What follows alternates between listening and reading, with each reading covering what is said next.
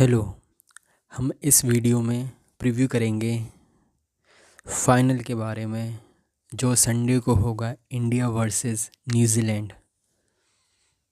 सब लोग बहुत ही एक्साइटेड हैं इस मैच के लिए, क्योंकि इंडिया के पास एक चांस है फिर से आईसीसी ट्रॉफ़ी जीतने का। और ये लास्ट बार चैम्पियंस ट्रॉफ़ी इंडिया 2013 में जीती थी, एंड दिस टाइम अगेन बहुत अच्छा चांस है। और वैसे India last year T20 world cup जीती है, तो बैक टू बैक ट्रॉफ़ीज़ आ जाए, बैक टू बैक ट्रॉफ़ी आ जाए आईसीसी, तो और भी अच्छी बात है। इंडिया की टीम में तो कोई चेंज नहीं दिख रहा। आज इंडिया ने प्रैक्टिस भी करी है, बट न्यूजीलैंड ने नहीं करी आज प्रैक्टिस। हो सकता है वो कल प्रैक्टिस करेंगे वो, और देखते कल इंडिया आती है प्रैक्टिस करने, ऑप्शनल होगा। बट न्यूजीलैंड की टीम में अभी जो हेनरी है वो खेलते कि नहीं खेलते, वो अभी थोड़ा सा डाउटफुल है, क्योंकि साउथ अफ्रीका के अगेंस्ट सेमीफाइनल में उनकी इंजरी हो गई थी कैच लेते समय। तो पता नहीं वो खेलते कि नहीं खेलते, बट लेट्स सी, वो तो बाद में पता चलेगा। कोई कह रहा है कि ये माइंड गेम भी हो सकता है, पर माइंड गेम तो मैं ऐसे इसके बारे में तो हमें नहीं पता, क्योंकि अब जब आज इंडिया ने प्रैक्टिस करी है तो पक्का उनके बारे में, उनके बॉलिंग के रिगार्डिंग भी प्रैक्टिस करी होगी कि वो कौन सी, कहाँ पिच करते हैं बॉल को, किस लाइन और लेंथ में बॉलिंग कराते हैं। ऐसा नहीं है कि इंडिया प्रैक्टिस कर रही होगी पहले से ये सोच के कि हेनरी नहीं खेलेंगे,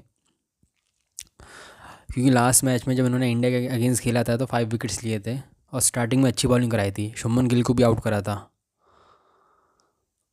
तो इसलिए बहुत ही अच्छे बॉलर है, उसे सबको पता है। और 2019 के सेमीफाइनल के बारे में तो सबको पता है, उसको डिस्कस करने की ज़रूरत भी नहीं है। इंडिया को देख के खेलना चाहिए उनको, अगर वो खेलेंगे तो। अगर वो नहीं खेलेंगे, उनके पास एक ऑप्शन है जैकब डफी को खिलाने का। वो राइट आर्म फास्ट मीडियम है, एक्सपीरियंस नहीं है, 11 ओडीआईज़ खेल रखे हैं। और या एक और है उनका जो थोड़ी सी बैटिंग ऑप्शन भी देते हैं, बॉलिंग ऑलराउंडर है उनके, वो भी राइट आर्म फास्ट मीडियम है, नेथन स्मिथ। पर वो थोड़ा सा बैटिंग ऑप्शन देते हैं, तो देखते हैं। अगर वो नहीं खेलेंगे, मैट हेनरी नहीं खेलेंगे जब उनका चांस होगा। अदरवाइज़ मुझे लगता है खेलेंगे। अगर नहीं खेलेंगे तो बहुत बिग ब्लो होगा, बहुत ही ज़्यादा, क्योंकि फिर बॉलिंग में जो उनकी जो एक्सपीरियंस है वो एक सेंटनर को ही है सबसे ज़्यादा। फिर सेंटनर के ऊपर बहुत ज़्यादा रिस्पॉन्सिबिलिटी आ जाएगी। आप लोगों से पहले रिक्वेस्ट है कि आप मेरे चैनल को सब्सक्राइब करें एंड मेरी वीडियो को लाइक करें। अब हम इन डेप्थ एनालिसिस करेंगे। और जो पिच जो यूज़ होगी कल, मैं कल इन द सेंस 9th को, वो वही पिच यूज़ होगी जिस पिच में इंडिया वर्सेस पाकिस्तान मैच हुआ था। वही है, स्लो होगी, स्लो एंड स्लगिश होगी। तो वही है कि स्पिनर्स को तो हेल्प करेगी। तो अब देखते हैं। सबसे बड़ा ये भी रहेगा, आपको पता है कि रोहित शर्मा टॉस नहीं जीतते, कि टॉस जीत के कौन सी टीम क्या करेगी। सबको वैसे लग रहा है, मतलब जिसको भी लग रहा है सबको, कि बैटिंग फर्स्ट ही होगा। चेस करना फाइनल में इतना कोई टीम नहीं जाएगी, न्यूजीलैंड तो बिल्कुल नहीं जाएगी। क्योंकि आज शायद प्रेस कॉन्फ्रेंस हुई थी थोड़ी सी, वैसे कैप्टन्स की नहीं, उनके कोई आ रखा था न्यूजीलैंड का, तो वो कह रहे थे हम थोड़ा सा पॉजिटिव खेलेंगे अगेंस्ट स्पिनर्स, और हमें वरुण चक्रवर्ती को अच्छी तरह खेलना पड़ेगा।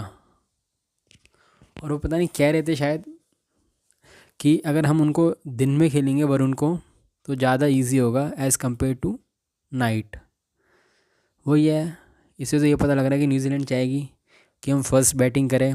हम चाहते हैं इंडिया भी फर्स्ट बैटिंग करे, क्योंकि फाइनल में प्रेशर होता है चेज़ करते समय। बट रोहित शर्मा नहीं जीत पाते टॉस, जो बहुत बड़ा कंसर्न है। पर मैच जीत रही इंडिया जब तक, तो अच्छी बात है। जो टीम सेकंड बैटिंग करेगी, मतलब चेज़ करेगी, उसके लिए पिच और स्लो होगी। ऑफ कोर्स की बात है, अगर ड्यू नहीं आई तो, ड्यू आएगी तो फिर थोड़ा सा फ़ायदा है, पर वो यहाँ आती नहीं है। चलो वो तो एक अलग चीज़ है।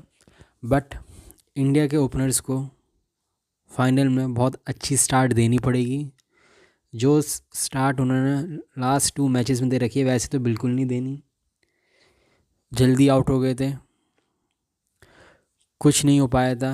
ऑस्ट्रेलिया का अगेंस्ट भी 43-2 हो गए थे, कुछ इंटेंट काम नहीं आया, कुछ काम नहीं आया। अय्यर एंड विराट कोहली को जल्दी आना पड़ा ऑस्ट्रेलिया के अगेंस्ट, और वही चीज़ हुई कि अय्यर एंड अक्षर पटेल ने खेला अगेंस्ट न्यूजीलैंड इन ग्रुप मैच। वही वहाँ भी 37-3 हो गए थे, वहाँ भी कोई इंटेंट काम नहीं आई। तो रोहित शर्मा एंड गिल को अच्छा खेलना पड़ेगा और सेंसिबली खेलना पड़ेगा, सबसे बड़ी बात यह है, क्योंकि हमेशा middle order and Virat Kohli run नहीं मारेंगे। बिग मैच में ओपनर्स का चलना बहुत ज़रूरी होता है, तो फिर वैसे ही बाकी प्लेयर्स को एक ऐसी कॉन्फिडेंस आ जाता है बढ़िया सा, क्योंकि आप फर्स्ट इनिंग्स में मैच से बाहर होना नहीं पसंद करोगे। आप एक्स्ट्रा प्रेशर डालने के चक्कर में दूसरी टीम के ऊपर, या एक्स्ट्रा 30-40 रन या 20 रन मारने के चक्कर में आप कुछ ऐसे शॉट ना खेलोगे जिससे आप विकेट लूज़ कर लो स्टार्टिंग में। क्योंकि गिल भी बैक टू बैक 2 मैच में फ्लॉप हुआ है, जो कि इतनी बड़ी बात नहीं है, और फिर भी फाइनल में तो उनको रन्स मारने पड़ेंगे, बहुत ज़रूरी है। क्योंकि जब तक स्टेबिलिटी नहीं मिलेगी ऊपर से बड़ा मुश्किल है। खाली इंटेंट बोल के बच नहीं सकता कोई, मतलब कोई इंटेंट बोल के इतना आप निकल नहीं सकते कि नहीं कुछ नहीं तो मेरी इंटेंट थी। खेलो, पर आप लूज शॉट में ना खेलो कि अपनी आप विकेट थ्रो मत करो, बस ये है। कोई भी हो, कोई भी प्लेयर हो, वो खाली ओपनर्स का नहीं है, जो नीचे वाले वो भी है। जैसे विराट कोहली ने ऑस्ट्रेलिया के अगेंस्ट जिस हिसाब से आउट हुए वो वैसे आउट नहीं होते। मैं ये नहीं कह रहे कि सेंचुरी मारते, सेंचुरी ना भी मारे विराट कोहली रहेंगे, बट उस सिचुएशन में ऐसे शॉट मारने की ज़रूरत नहीं थी, कि हमें पता है साउथ अफ्रीका किस पोजीशन से हारी थी T20 वर्ल्ड कप पर। हम साउथ अफ्रीका से इंडिया को कंपेयर नहीं करेंगे, बट ऐसे मैच में आप पूरा फिनिश करके आओ कि विराट कोहली से हम एक्सपेक्ट करते हैं कि वो फिनिश करेंगे। बट अय्यर का है कि अभी तक तो टचवुड बढ़िया फॉर्म में है, बस लास्ट मैच में भी दिखा दे कि वो क्या किस टाइप के प्लेयर हैं, जो अभी तक दिखा रहे हैं। क्योंकि 4th पोजीशन में जो भी अभी तक कोई इतना वैसा प्लेयर कितने सालों से नहीं मिला इंडिया को, अब मिला है। क्योंकि अय्यर जो फाइनल में जो रन नहीं मार पाए 23 वाले 50 ओवर के, उसमें वो जल्दी आउट हो गए। ये बैक टू बैक विकेट नहीं गिरनी चाहिए संडे को ऐसी। वो जैसे ही रोहित शर्मा आउट हुए वो आउट हुए, क्योंकि वहाँ देखो रोहित शर्मा आउट हुए, मैं उसको इतना टर्निंग पॉइंट नहीं मानूंगा, पर मैं अय्यर के आउट को मैं बोलूँगा टर्निंग पॉइंट, इसलिए बोलूँगा कि वो बैक टू बैक विकेट गिरी। अगर वहाँ अय्यर खेलते, पार्टनरशिप करते, और आपको पता है वो अच्छी स्ट्राइक रेट से रन मारते हैं, तो फिर वो रिज़ल्ट कुछ और होता। चलो अब उसमें क्या बात करनी, क्योंकि रोहित शर्मा ने अपना काम कर लिया था। पर हाँ, मैं बोलूँगा कि रोहित शर्मा ने 3 बार डबल सेंचुरी मार रखी है, तो वो लंबा खेल सकते हैं। ये खाली एक हवा बना रखा है कि इंटेंट का, क्योंकि आजकल तो क्या होता है, जो खाली 4 फील्डर्स होते हैं आउटसाइड रिंग, और आपका पूरा मौका है जब भी आप शॉट्स मारो अपने प्रॉपर। और हमें पता है रोहित शर्मा को इतने बढ़िया छक्के मारते हैं, वो मिड विकेट में वहाँ तो लॉन्ग ऑन में कहीं भी मार देंगे, उनको कोई दिक्कत ही नहीं है। तो इसलिए वो 10 ओवर्स के बाद भी खेल सकते हैं। चलो अब रोहित शर्मा की क्या बात करनी, मेन है अक्षर पटेल का भी। अक्षर पटेल जो स्टेबिलिटी प्रोवाइड कर रहे हैं ना, वो एक उसको हम अभी इतना ज़्यादा अप्रिशिएट नहीं कर पा रहे जितना हम बाकी प्लेयर्स की नॉक को कर रहे हैं। बट जो स्टेबिलिटी वो प्रोवाइड कर रहे हैं ना, उनको सल्यूट तो बनता है।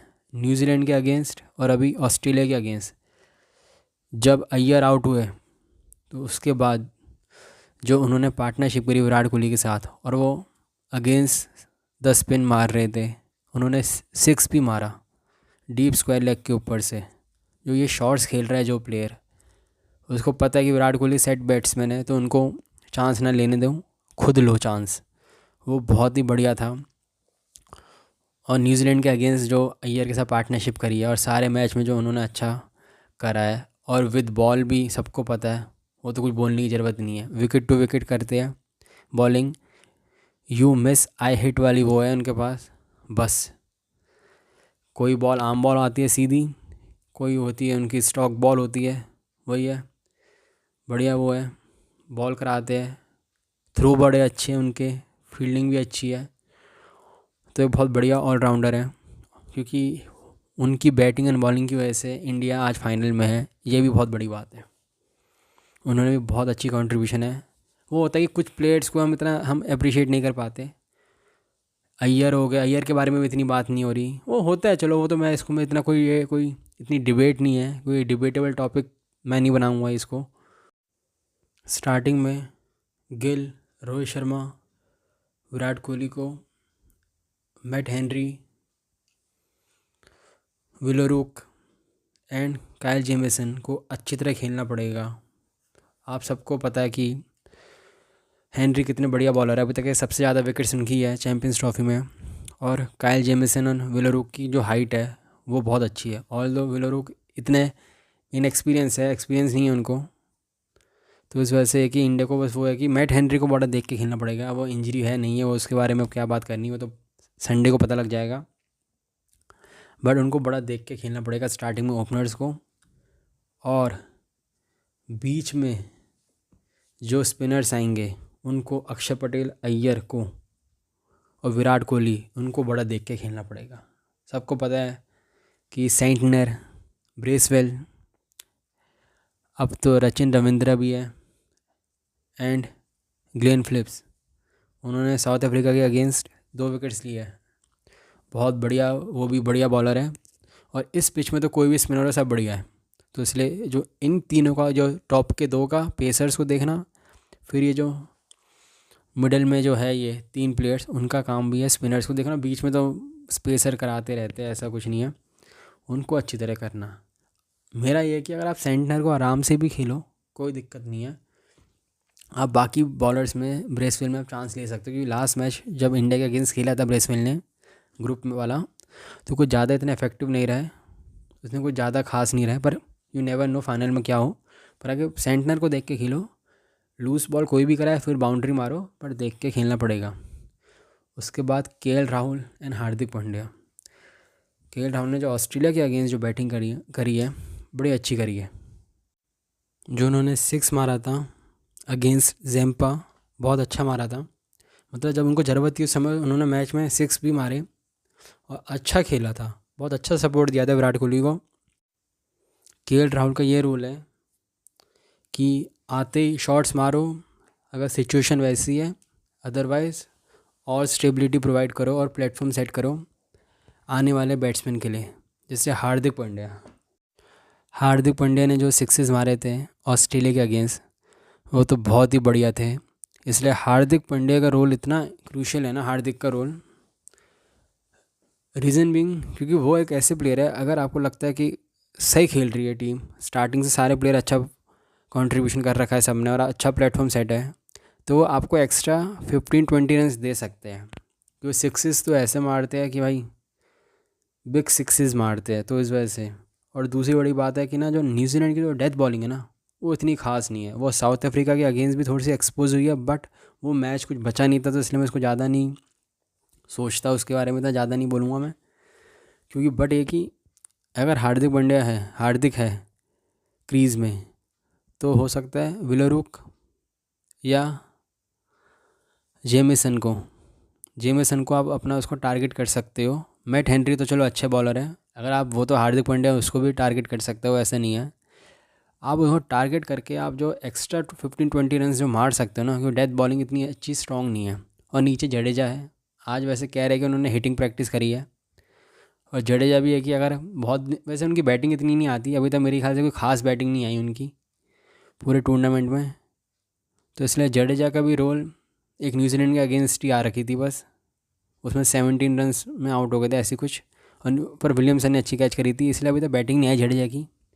हाँ, बॉलिंग से अच्छा करा है, पर जो जितनी उम्मीद थी उस लेवल का नहीं करा। क्योंकि जडेजा ने जो बॉलिंग अगेंस्ट इंग्लैंड करी थी ना इंडिया में, मैं एक्सपेक्ट करता हूँ वैसी बॉलिंग उनसे कि वो ख़त्म ही कर देता है मैच। अब हम जो है इंडिया के पास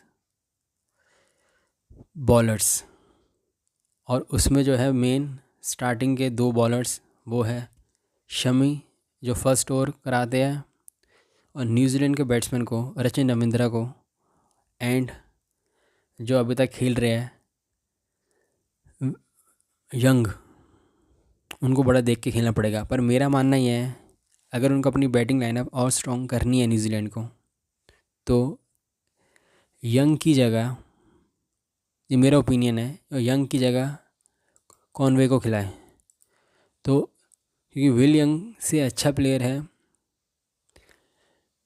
डेविन कॉनवे, और सबसे अच्छी बड़ी बात यह है कि वो स्पिनर एंड पेसर को बहुत अच्छी तरह खेलता है, और स्पिनर्स को अच्छी तरह खेलता है, तो एक अच्छी बात है उनको रखेंगे तो। और एक और फ़ायदा यह है कि अगर आप फिर टॉप 5 में से 3 होंगे लेफ्टी बैट्समैन, तो आप जडेजा और अक्षर पटेल को आप ये कर सकते हो कि आप उनके ओवर जैसे आप नहीं निकाल सकते। अगर आप इसको अटैक करने की सोचो तो, कि जैसे होता नहीं है लेफ्टी को लेफ्टी, वैसे मैं इसको इतना मानता नहीं। अगर जो बॉलिंग अच्छी करा रहा है वो तो लेफ्टी और राइटी अच्छा ही कराएगा, मैं इतना मैचअप में नहीं पड़ता, पर मैं वैसे बता रहा हूँ। और वैसे वो स्पिन भी बड़ी अच्छी खेलते हैं, तो उनकी बैटिंग और स्ट्रॉन्ग हो जाएगी। चलो अभी हम रविंद्र ने अच्छा खेल के, या जो भी खेले, एक और ओपनर, या यंग खेले, या विल यंग खेले, या वो खेले डेविन कॉनवे, जो भी खेले, मतलब अगर उन्होंने अच्छी तरह वो कर लिया, अच्छे स्कोर मारने की वो सोचेंगे, उनको पता है कि स्पिनर्स को खेलना इतना आसान नहीं है। और पर लास्ट मैच में जो सेंचुरी आ रखी है विलियमसन एंड रचिन रविंद्रा की, तो वो अभी फॉर्म में हैं। पर मैं हाँ, वो दुबई में, ये मैच दुबई में है, वो मैच पाकिस्तान में था, तो ये भी फ़र्क है पिच का। बट फिर भी एक है कि रन्स अंडर द बेल्ट होना तो और भी बढ़िया बात है, सेंचुरी है, तो इसलिए उनको बहुत पर है कि अच्छी तरह पेसर्स खेलना पड़ेगा। क्योंकि इंडिया की क्वालिटी इंडिया के पास जो क्वालिटी स्पिनर्स ज़्यादा है एज़ कम्पेयर टू न्यूजीलैंड, तो इंडिया को पता है हम स्पिनर्स को भी अच्छी तरह खेल सकते हैं। क्योंकि उनका है कि यहाँ इंडिया के पास है कि अक्षर है, वरुण है, रविंद्र है, मैं जडेजा हो गए, एंड सबसे बड़ी बात यह है कि कुलदीप है हमारे पास, जो कि इस पूरे टूर्नामेंट में अभी तक वो जो अपना इम्पैक्ट नहीं छोड़ पाए, जो जिससे हम उससे एसोसिएट करते हैं, कि वो आते ही जो मिडिल ऑर्डर को आउट करते हैं ना, मिडिल ऑर्डर बैट्समैन को जो आउट करते हैं, वो एक अलग लेवल की बॉलें होती थी उनकी। क्योंकि वो एकदम से आते ही अच्छी बॉल करा के, क्योंकि विकेट टेकिंग बॉलर है वो 2 विकेट लेते हैं, या एक तो मेन बैट्समैन को ऐसा आउट करेंगे कि पूरी टीम को तुम कोलैप्स की सिचुएशन में छोड़ देंगे कि फिर कैसे रन मारे और कैसे विकेट बचाए। हमने जो पुराने कुलदीप को जानते, पर कि आती 2 विकेट ले लेंगे मिडिल ऑर्डर की बैट्समैन की, जिससे वैसे ही जो टारगेट 240 या 220 जाना होगा, वो सीधा 160 170 में आ जाता है। क्योंकि अब तक सारे स्पिनर्स इतने अच्छे हैं, 4 स्पिनर्स है, तो आप इतना प्रेशर आप क्रिएट कर सकते हो अगेंस्ट न्यूजीलैंड बैट्समैन। क्योंकि अभी भी इंडिया में जब उन्होंने खेला था इंडिया के साथ अभी दुबई में, तो सब एक तरीके से फ्लॉप ही हुआ है। विलियमसन ने रन मारे, पर बॉल बहुत कंज्यूम कर ली। और प्लस ये है कि उनकी कैच छोड़ी थी के एल राहुल को फाइनल में कीपिंग बड़ी अच्छी करनी पड़ेगी, और बाकी टीम को फील्डिंग अच्छी करनी पड़ेगी। क्योंकि वरुण की फील्डिंग को इतनी खास नहीं है, वो बॉलिंग अच्छी कराते हैं ऑल्दो, पर ये फील्डिंग तो बहुत अच्छी होनी बहुत ज़रूरी है। प्लस एक सबसे बड़ा ये है कि हार्दिक पांड्या की जो बॉलिंग थी ना ऑस्ट्रेलिया मैच में, कोई इतनी खास नहीं थी स्टार्टिंग में, बट पूरे टूर्नामेंट में अभी तक अच्छी बॉलिंग कराई है, तो इसलिए एक मैच चलता है। उनको ना कुछ ज़्यादा ओवर ट्राई करने की ज़रूरत नहीं है, कि जब पिच ही खुद ही कुछ ना कुछ करती है, तो अच्छी लाइन एंड लेंथ में बॉलिंग कराए, उनको खुद विकेट मिलेगी। बहुत अच्छी बॉलिंग कराई है अभी तक। और न्यूजीलैंड के सबसे बड़ा वो होगा, कहते हैं एक थ्रेट, वो होगी वरुण चक्रवर्ती। उनके ओवर्स अगर वो सोचेंगे कि आराम से खेलें, वो चाहेंगे अटैक करना बाकी बॉलर्स को। इसलिए मैं कहता हूँ कि स्टार्टिंग के जो अपने 6 ओवर्स होते हैं जो पेसर्स के होते हैं, वो बड़ी अच्छी तरह कराने पड़ेंगे इंडिया को, रन ना कंसीड करे ज़्यादा, और 1-2 विकेट मिल जाए तो और भी अच्छी बात है। फिर जैसे स्पिनर्स आएंगे, क्योंकि बैट्समैन तो आपको पता ही है वही है उनके, विलियमसन है, वो अच्छा खेलते हैं, पर वो और पिछले मैच में जब दुबई में खेल रहे थे, तो मिचेल को भी समझ नहीं आ रहा था इतना कुछ खास, और लेथम भी नहीं कर पाए कुछ, और ग्लेन फिलिप्स का कोई प्लेयर कुछ नहीं कर पाया। इसलिए अब हम पाकिस्तान से अगर वो करेंगे उस वाले मैच में कराए, तो वो ये कि अब कल फिर से दुबई में क्या करते हैं फाइनल में, वो देखने वाली बात है। तो स्पिनर्स को खेलना इतना आसान नहीं रहा, उन सब किसी के पास भी नहीं, पूरी टीम के पास नहीं, क्या कि इंडिविजुअल प्लेयर के नाम लेने की ज़रूरत ही नहीं है। अगर वो खुद ही वरुण को शेल में जाके खेलेंगे तो खुद ही मतलब अपनी विकेट एक तरीके से थ्रो कर रहे हैं, कि आप बिल्कुल ही नहीं जा सकते शेल में। सिंगल डबल स्ट्राइक रोटेट तो करनी पड़ेगी अगेंस्ट स्पिनर्स। और सबसे बड़ी बात यह है कि अगर आप सोच रहे हो कि आप वरुण को आराम से खेलोगे, तो अक्षर, जडेजा, कुलदीप भी कोई ऐसे बॉलर नहीं है, वो भी विकेट टेकिंग बॉलर है तीनों, और वो कोई ऐसे कुछ छोटे मोटे नहीं है। तो इसलिए आप उसको अगर शेल में जाके खेलोगे और बाकी की जगह से तुम शॉट मारने की कोशिश करोगे, तो आप स्टिल अब लूज़ करोगे विकेट, क्योंकि वो भी बहुत, इंडिया का 4 क्वालिटी स्पिनर्स हैं। अब वो फाइनल में क्या होता है वो एक अलग बात है। तो इसलिए न्यूजीलैंड के लिए इतना आसान नहीं होगा, क्योंकि हमारी डेथ बॉलिंग में भी है कि आप वरुण को भी कराते हो आफ्टर 40 ओवर्स, कुलदीप को भी देते हो। तो नीचे फिलिप्स हम मानते हैं बिग हिटर है, अच्छे सिक्स मारता है, वो स्ट्रेट के सिक्स बड़े अच्छे मारता है। वो पेसर्स को तो स्ट्रेट में ज़्यादा मारते हैं बढ़िया सिक्स, पर कि उनको भी हिट करना नीचे इतना इजी नहीं होगा, ब्रेसवेल को भी नहीं होगा, किसी को नहीं होगा। इसलिए जो 40 ओवर्स स्पिनर्स के हैं ना, वो बहुत इंपॉर्टेंट है। पर इंडिया को एक अच्छी लाइन और लेंथ में बॉलिंग करानी चाहिए, खुद ही उनको पूरा स्क्वीज़ कर दें उनकी, वो को ना रन रेट ज़्यादा जाए ना कुछ जाए, तो उनको खुद ही अटैक करने आए। अटैक करेंगे तो विकेट खुद ही लूज़ करेंगे वो, इंडिया को कुछ करने की ज़रूरत नहीं है। ये कोई ऐसी पिच तो है नहीं कि ड्यू आएगी तो बाद में हम मार लेंगे, कंपनसेट हो जाएगा सारा। या तो कोई हमें कि अभी कोई ऐसा बॉलर आ जाएगा जिसको मारेंगे, ये 4 स्पिनर्स हैं, उनको रिस्क तो लेना पड़ेगा, रिस्क लेना पड़ेगा कि शॉट मारने के लिए, वही इंडिया के लिए हो सकता है। और अगर कोई एक्सेप्शनल कोई बैटिंग कर ले, क्योंकि मुझे लगता है कि वो रिवर्स स्वीप, इसलिए मैं कह रहा हूँ फील्डिंग अच्छी होनी चाहिए, कि इस जो फाइनल में मुझे लगता है वो रिवर्स स्वीप और स्वीप बहुत ज़्यादा खेलेंगे, या पैडल स्वीप खेलेंगे। वो चाहेंगे कि कुछ थोड़ा सा इनोवेटिव करे, कुछ करे, कैसे जो होता है ना, कैसे थोड़ा सा हम अलग खेले, जिससे बॉलर्स को भी कुछ समझ ना आए कि यार हम कैसे वो कर रहे हैं। क्योंकि न्यूजीलैंड एक ऐसी टीम है, वो पूरा अच्छी तरह प्रिपेयर करके आती है। वो हमें लगती है बड़ी सीधी सादी सी टीम वो लगती है, पर अपना पूरा होमवर्क करके आती है एक एक प्लेयर के ऊपर, और इवन एक एक बॉलर्स के ऊपर करके आएगी। तो इसलिए इतना इजी नहीं होगा जैसे पहले मैच में हुआ था। अगर उतना इजी हो गया तो मतलब इंडिया ने बहुत ही बढ़िया काम करा है।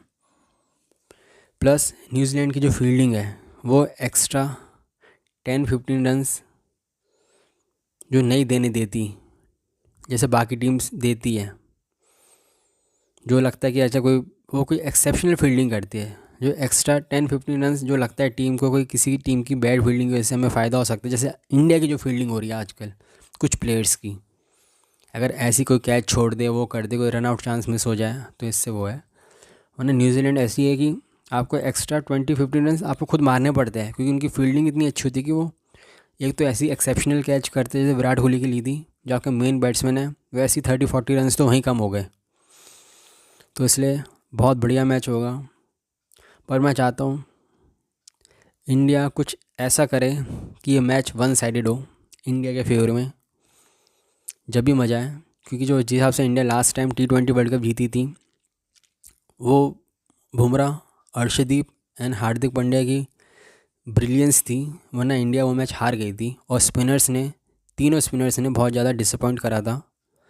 और कुलदीप यादव का मुझे लगा कि ये, मैं उसको इतना हाईली रेट करता था, पर अब लग रहा है कि शायद मैंने बहुत ज़्यादा ही हाईली रेट कर दिया। उस लेवल के अभी तक बॉलर नहीं रहे, और वही उनका 50 ओवर्स वर्ल्ड कप भी इतना अच्छा नहीं गया था फाइनल, मतलब स्पेशली फाइनल उनका, जो कि बिग मैच है। अब देखते ये भी फाइनल है, अगर विकेट्स लेना चाहिए, क्योंकि अभी तक उन्होंने कोई वैसी विकेट्स नहीं ली जो पाकिस्तान के अगेंस्ट ली है। उन्होंने एक सलमान अली आगा को आउट करा, पर बाकी जो एक होती नहीं विकेट जिसको बोले हाँ यार कि इसने बिल्कुल ही मैच बिल्कुल चेंज कर दिया, वो मुझे वैसा स्पेल की उम्मीद है कुलदीप से, कि फाइनल में ऐसा स्पेल कराए। बहुत ज़रूरी है, क्योंकि स्पिनर्स ने अगर अच्छी बॉलिंग कराई, इंडिया के अच्छे चांस, और इंडिया को सारे प्लेयर्स को सेंसिबली खेलना पड़ेगा, क्योंकि न्यूजीलैंड के बाद भी अच्छे पेसर्स हैं। मैट हेनरी है, वो है, और स्पिनर तो भाई सेंटनर है। सेंटनर वर्सेस इंडिया तो रहता ही है, वो अकेले लगता है जैसे 100 के बराबर है, हमेशा वो इंडिया के अगेंस्ट अच्छी बॉलिंग करते हैं, वो है। देखते क्या होता है। संडे को आप लोगों से रिक्वेस्ट है, आप मेरे चैनल को सब्सक्राइब करें एंड मेरी वीडियो को लाइक करें। मैं कल भी एक वीडियो बनाऊंगा। आपसे फिर से रिक्वेस्ट है कि आप मेरे वीडियोस को देखा करें, मेरे चैनल को सब्सक्राइब करें एंड मेरी वीडियो को लाइक करें और मेरी बाकी वीडियो भी देखें। और कोई आपको कुछ भी ओपिनियंस है, व्यू है, आप उसको कमेंट सेक्शन में भेजें। Thank you very much.